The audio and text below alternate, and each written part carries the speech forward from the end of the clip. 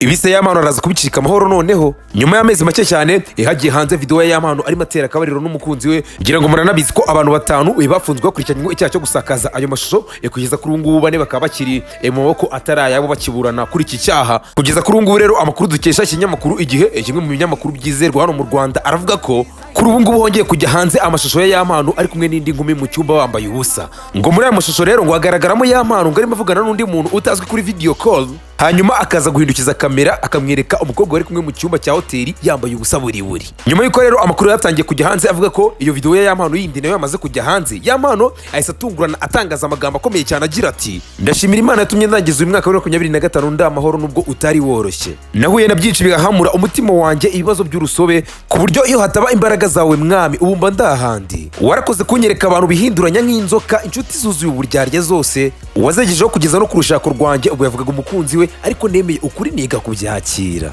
ubu ndinjira mu mwaka wa 2026 ndi mushya ndi njyenyine ariko mfite amahoro niringiye Imana niteguye gutangira ubuzima bushya niga kubyabaye mwami yobora inzira zanjye unyegereza ibyiza kandi ukomeze amahoro nyuma y'amagambo rero Yampano yatangaje abantu benshi batangira kwibaza ko nyuma yuko hatangiye kuvuga ko hari indi video yagiye hanze ashobora kuba yatandukanye n'umukunzi we kandi aya makuru aza nyuma yuko mu minsi mike yashize yigeze kuvuga ko Yampano yashyamiranye n'umukunzi we ndetse bakanarwana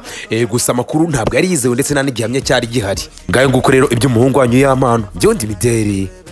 w'abanyarwanda bibutsa ko niba ari shop ujya kuguriramo imyenda ukaburamo imyenda wifuza menya ko uwo muntu kwambika atarasobanukirwa aho abandi barangurira imyenda yose igezweho kwa Tiger Style no hantu honyine mu mujyi wa Kigali baranguza imyenda yose igezweho kandi ku giciro cyiza cyane bacuruza mwese rero mwifuza kurangura imyenda myiza kandi igezweho mugane Tiger Style akorera Mateus mu mujyi wa Kigali cyangwa se umwandikire ku mbuga nkoranyambaga zose yitwa Tiger Style kandi ushobora kuba wamuhamagara kuri iyo nimero uri kubona kuri screen ya telefone yawe byo ndi mideri